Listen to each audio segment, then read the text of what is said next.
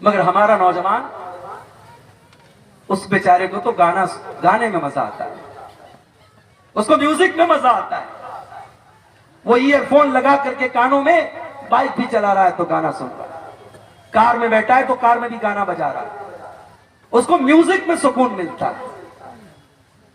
الا بذکر اللہ تطمئن القلوب، آج قرآن پڑھا جا رہا ہے، ہمارے دل کے اوپر کوئی اثر نہیں ہوا۔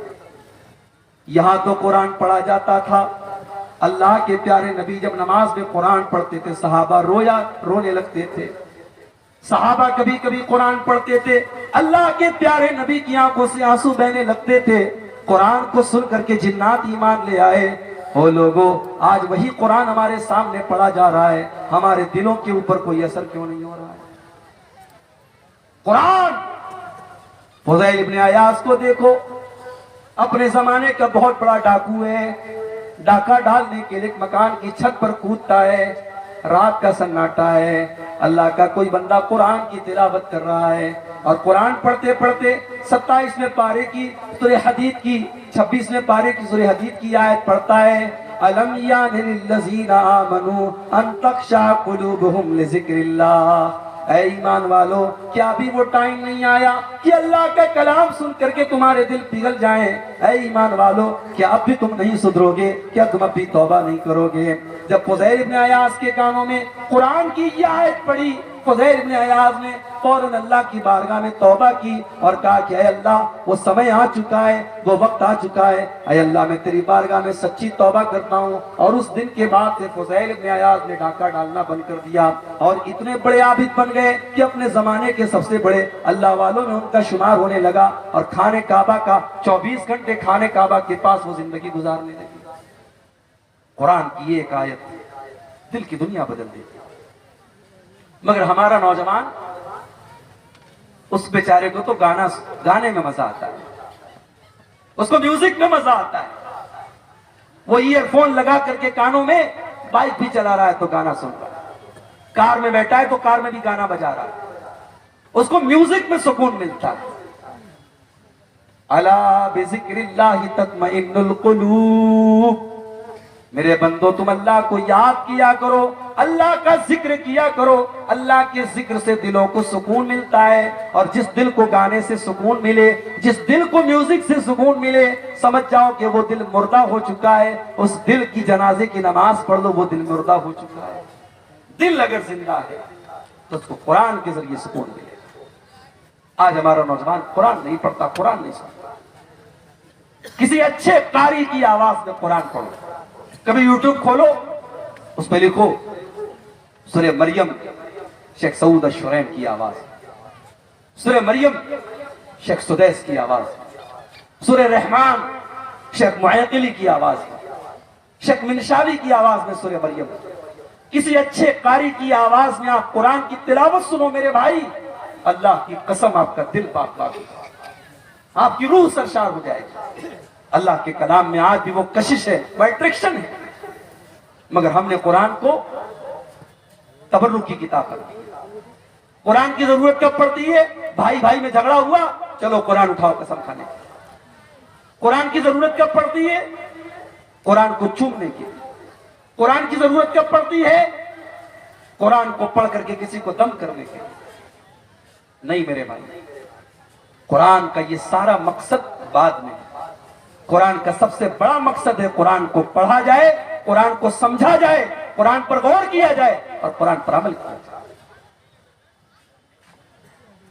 طارق انور صاحب ہمارے دوست ہیں، میسج کیا انہوں نے ہم کو، ہم نے ایک دن میسج نہیں دیکھا، 2 دن میسج نہیں دیکھا، 1 ہفتہ گزر گیا، 1 مہینہ گزر گیا، طارق صاحب نے کئی میسج ہم کو کیا، ہم نے میسج نہیں دیکھا۔ ان کو برا لگے گا کہ نہیں لگے گا؟ یہ سوچیں گے یار دوستی کا دعویٰ ہے اور میرا میسج بھی نہیں دیکھا جا رہا ہے۔ واٹس ایپ پر کوئی دوست میسج کرے اور ہم واٹس ایپ کھولیں اور دنیا بھر کے میسج چیک کریں اور اپنے دوست کا میسج چیک نہ کریں تو دوست تو ناراض ہو جائے گا نا۔ قرآن اللہ کا میسج ہے، قرآن اللہ کا میسج ہے، اور وہ میسج ہمیں ملا ہے میرے پاس، یہ میسج ہمیں ملا ہے، اور یہ اس لیے ملا ہے کہ اس میسج کو ہم پڑھیں اور دنیا کو یہ میسج پڑھ کے سنائیں۔ مگر ہم خود نہیں پڑھتے. کل قیامت کے دن اللہ کی عدالت میں ہمارا گریبان پکڑا جائے گا میرے بھائی. اللہ کے پیارے نبی ہمارا گریبان پکڑیں گے اور کہیں گے وقال الرسول یا ربی ان قوم اتخذوا هذا القرآن مہجورا. اللہ کے رسول کہیں گے اے اللہ میری قوم نے قرآن کو چھوڑ دیا تھا. اے اللہ میری قوم قرآن کو نہیں پڑھتی تھی. موبائل پر میں واٹس ایپ کا میسج تو 50 بار چیک کرتی تھی, موبائل پر میسج تو 50 بار چیک کرتی تھی. اے اللہ تیرا میسج یہ کبھی کھول کر کے نہیں دیکھتے. آدھا گھنٹہ کی صبح دکان کھولنے جاتے ہو, آدھا گھنٹہ بیٹھ کے تلاوت کرو. صبح نوکری پہ جا رہے ہو, جانے کے پہلے 15 منٹ قرآن کی تلاوت کرنا پڑے گا. دن بھر فرصت نہیں ملتی, رات میں آؤ کھانا کھاؤ.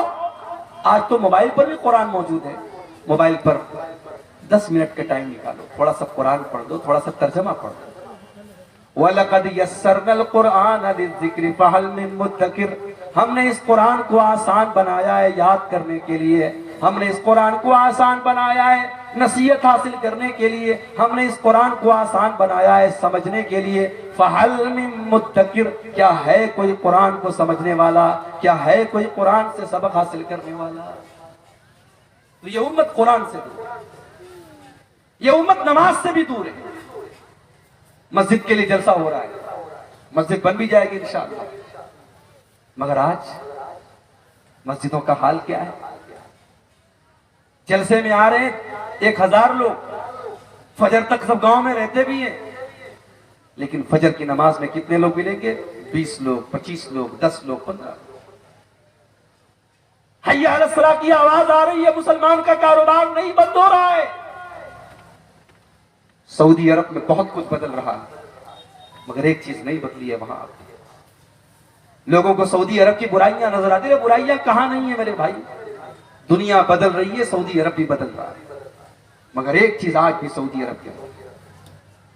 آج سے 5 سال پہلے جب مجھے سعودی عرب جانے کا موقع ملا 2017 میں, مدینہ کے اندر مسجد نبوی سے واکنگ ڈسٹنس پر, تھوڑی دور پر ایک دکان پر میں نقاب خرید رہا تھا. میری اہلیہ نے فون کیا تھا نقاب لینا ہے, نقاب لے رہا تھا. نقاب میں پسند بھی کر چکا تھا, ریٹ بھی طے ہو چکا تھا. مسجد نبوی سے کے لاؤڈ اسپیکر سے اذان کی آواز آنے لگی, اللہ اکبر اللہ اکبر, اذان کی آواز آنے لگی. دکاندار نے فوراً کہا بھائی صاحب نماز کے بعد آئیے. میں نے کہا یار 5 منٹ کا کام ہے, نقاب پسند ہو چکا ہے, پیسہ دیتا ہوں میں, سودا طے ہو چکا ہے, لے لو. کہا اس نے کہا نہیں, اذان ہو گئی ہے, اب میں سودا نہیں کر سکتا, اب کوئی ٹرانزیکشن نہیں کر سکتا, اذان ہو چکی ہے, اب آپ جائیے نماز پڑھ کے آئیے, میں ملوں گا. اللہ کی قسم میرا دل پاک پاک ہے. مجھے لگا کہ اسلام ابھی زندہ ہے, ایمان ابھی زندہ ہے. یہی ہونا چاہیے میرے بھائی. آپ کی تجارت, آپ کا کاروبار, آپ کی دکان, آپ کی بزنس اللہ کے ذکر سے بڑا نہیں ہے, نماز سے بڑا نہیں ہے. آج ہم لوگ اپنے کاروبار کو بنیاد بنا کے نماز سے دور ہیں. رجال لا تلہیہم تجارت ولا بیع عن ذکر اللہ. اللہ کے نیک بندے تو وہ ہوتے ہیں کہ اللہ کا ذکر اور نماز ان کے کاروبار کو تو بند کر سکتا ہے, لیکن ان کا کاروبار ان کو نماز سے نہیں روکتا, ان کی تجارت ان کو نماز سے نہیں روکتی. آج کا مسلمان نماز سے دور. پچھلے سال میرا پروگرام تھا مالدہ میں, کلیا چک میں. اتفاق سے اسی دن 12 ربیع الاول کی تاریخ, کلیا چک کے مارکیٹ سے گزرنا محال ہو گیا. اتنی بھیڑ تھی اور اتنا جلوس نکل رہا تھا. کس کا جلوس نکل رہا تھا بھائی؟ نبی کے عاشقوں کا, نبی کے چاہنے والوں کا. بڑے بڑے ڈی جے لگا کر کے ہم محبت رسول کا ڈھڈورا پہ, جس نبی نے اپنی ذات سے کبھی کسی کو تکلیف نہیں پہنچائی, اس نبی کی محبت کے نام پر آج ہم سڑکوں کو جام کر, کتنے مریض بیچارے پھنسے تھے, کتنی ایمبولینس پھنسی تھی, لیکن مسلمان اپنے جشن منانے میں بزی ہے. نبی کی محبت میں جلوس منانے اور جشن منانے والے مسلمانوں کو کوئی یہ کیوں نہیں بتاتا کہ جس نبی سے تم محبت کا دعویٰ کرتے ہو, اس نبی کو اپنی جان سے بھی زیادہ پیاری ایک چیز تھی نماز. وہ نبی نماز سے اتنی محبت کرتے تھے, اتنی محبت کرتے تھے. اللہ کے نبی کہا کرتے تھے جعلت قرۃ عینی فی الصلاۃ، نماز میری آنکھوں کی ٹھنڈک ہے۔ نماز کا ٹائم ہوتا تھا، اللہ کے پیارے نبی حضرت بلال سے کہتے تھے یا بلال ورحنا بالصلاۃ، اے بلال جلدی سے اذان دے دو، محمد کو سکون پہنچا دو، نماز کے ذریعے میرے دل کو سکون پہنچا دو۔ اللہ کے نبی کو نماز کے ذریعے سکون ملا کرتا تھا۔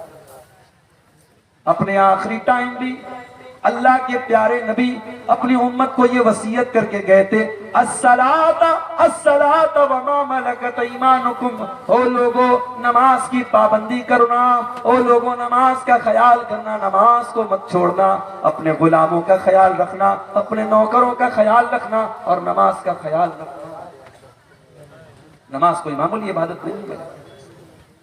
روزہ زمین پر فرض ہوا، زکوٰۃ زمین پر فرض ہوئی، حج زمین پر فرض ہوا، نماز آسمان پر فرض ہوا، نماز کا حکم آسمان پر فرض ہوا۔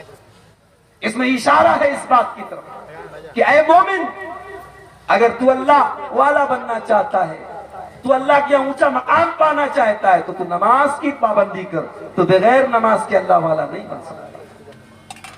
مسجد تو بنا لی شب بھر میں ایمان کی حرارت والوں نے، من اپنا پرانا پاپی تھا برسوں میں نمازی بن نہ سکا۔ یہ امت نماز سے بھی دور ہے، یہ امت اپنے نبی کی سنت سے بھی دور ہے۔ نماز پڑھ رہی ہے، کیسے پڑھ رہی ہے؟ جیسے باپ دادا پڑھ رہا ہے۔ کوئی سینے پر ہاتھ باندھ رہا ہے، کوئی نیچے باندھ رہا ہے، کوئی ناپ پر باندھ رہا ہے، یہ جاننے کی کوشش نہیں کہ نبی کا طریقہ کیا ہے۔ یہ امت سنت سے دور ہے، اور اسی لیے آج اس امت کے اندر طرح طرح کا اختلاف ہے۔ اتنا اختلاف ہے، اتنا اختلاف ہے کہ ربیع الاول کا مہینہ آیا، ایک بڑا بینر میں نے دیکھا سوشل میڈیا کے اوپر، فیس بک کے اوپر، بینر پہ لکھا تھا وہابی اور ساتھ میں گالی لکھی تھی، وہابی کے نام کے ساتھ گالی لکھی تھی۔ اتنی نفرت۔ شادی کے کارڈ میں، باقاعدہ شادی کے کارڈ میں چھاپا جاتا ہے یہ شادی فلاں فلاں مسلک کی ہے، اس میں فلاں فلاں مسلک کے لوگ نہ آئے۔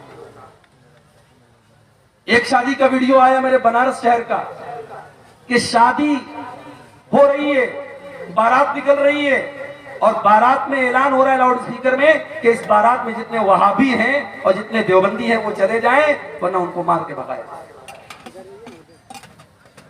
کتنی مسجدیں ہیں، مسجدوں کے باہر لکھا ہوا ہے یہ مسجد فلاں فلاں مسلک کی ہے، اس میں فلاں فلاں مسلک کے لوگ۔ کیا میرے نبی کی تعلیم؟ میرے نبی کی یہ تعلیم نہیں ہو سکتی۔ میرے نبی کا حال تو یہ کہ مسجد میں ایک دیہاتی آتا ہے، ایک عربی آتا ہے، اور جہاں پر نماز پڑھی جاتی ہے وہاں پر وہ کھڑا ہو کر کے پیشاب کرنے لگتا ہے۔ صحابہ کرام اس کو مارنے کے لیے دوڑتے ہیں۔ اللہ کے نبی اپنے صحابہ سے کہتے ہیں لا تظلموا، رک جاؤ، اسے پیشاب کر لینے دو۔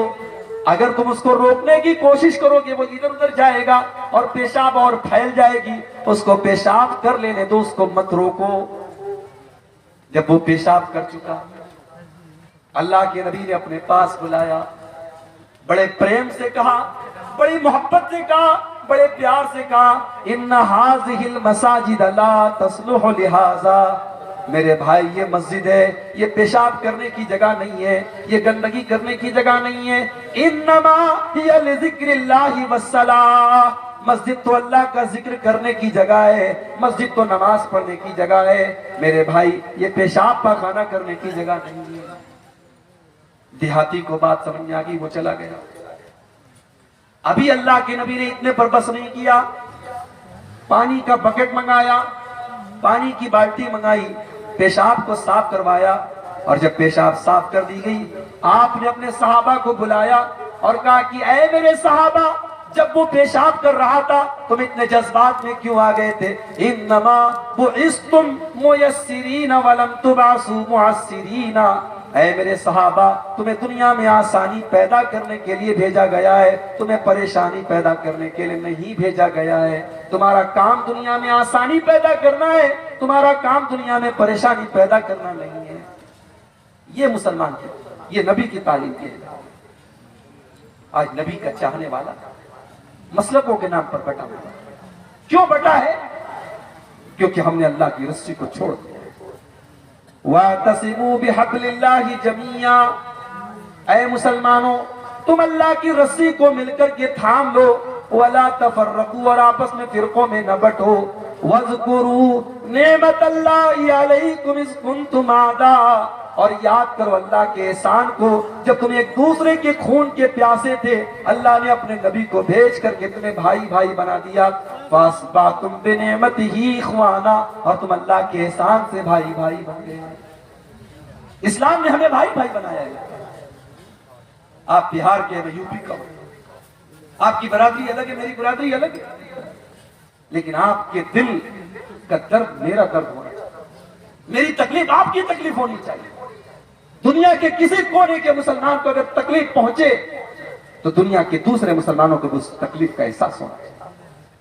اللہ کے پیارے نبی فرماتے ہیں مثل المؤمنین فی توادہم وتعاطفہم وتراحمہم کمثل الجسد الواحد، اے مسلمانوں تم ایک دوسرے کے اتنے ہمدرد بنو، اتنی محبت کرو ایک دوسرے سے، کمثل الجسد الواحد، جیسے انسان کا شریر ہوتا ہے، اذ اشتکا منہ عضو تداعی لہ سائر الجسد بالسہر والحمى، اگر بدن کے اندر کہیں پر بھی تکلیف ہوتی ہے پورا بدن بے چین ہو جاتا ہے، پورا شریر بے چین ہو جاتا ہے۔ اے مسلمانوں تم ایک دوسرے کے اتنے ہمدرد بنو، اتنی محبت کرنے والے بنو۔ آج ہماری صفوں میں اتحاد ہے، نفرت کرتے ہیں لوگ ایک دوسرے سے، ایک دوسرے کو کافر سمجھتے ہیں۔ ایک مسلک کا مسلمان انتقال کر گیا، دوسرے مسلک کے مسلمان نے جنازے کی نماز پڑھا دی، فتویٰ آ گیا کہ جتنے لوگوں نے جنازے کی نماز پڑھی ہے سب کا نکاح ٹوٹ گیا۔ میڈیا میں خبر آ گئی، میڈیا نے مذاق اڑایا ہمارا۔ آج میڈیا والوں کو بھی پتہ چل چکا ہے مسلمانوں میں کتنے فرقے ہیں، کتنا اختلاف ہے۔ اللہ کے واسطے ہوش کے ناطے آج ایک مسلک کا مسلمان گرفتار ہوتا ہے، اس کو پھنسایا جاتا ہے، اس کے خلاف سازش کی جاتی ہے، دوسرے مسلک کا مسلمان فیس بک پر تالی بجاتا ہے، مٹھائی بانٹنے کی بات ہے۔ کیوں صاحب؟ کیا آپ یہ سمجھ رہے ہیں کہ دشمن کا ٹارگٹ صرف ایک مسلک ہے؟ نہیں، دشمن کا ٹارگٹ مسلمان ہے۔ آج ایک مسلک کی باری آئی ہے، کل دوسرے کی باری آئے گا، نمبر سب کا آئے گا اگر اپنے ہوش کے ناخن ہوئیں گے۔ اتحاد پیدا کرو، یونٹی پیدا کرو میرے بھائی۔ چھوٹی چھوٹی کمیونٹی ہے اس ملک میں، جین مذہب کے ماننے والے تھوڑے سے ہیں، سکھ مذہب کے ماننے والے تھوڑے سے ہیں۔ آج بڑے بڑے گرودوارے چل رہے ہیں، ہزاروں لاکھوں لوگوں کو لنگر میں کھانا دیا جا رہا ہے۔ کبھی آپ نے سنا کہ کسی گرودوارے میں کوئی گھپلا ہوا، کوئی کیس ہوا، کوئی کورٹ کچہری میں گیا؟ مسجدوں میں کیس چل رہا ہے، مدرسوں میں کیس چل رہا ہے۔ کیوں؟ ہم چور ہو چکے ہیں، ہم بے ایمان ہو چکے ہیں، ہم فراڈ ہو چکے ہیں۔ مسجدوں کے نام پہ چوری ہو رہی ہے، مدرسوں کے نام پہ چوری ہو رہی ہے، یتیم کا مال ناجائز طریقے سے کھایا جا رہا ہے، بیوہ کے نام پر آئی رقم کھائی جا رہی ہے۔ یہ امت ایسے ہی پریشان نہیں ہے۔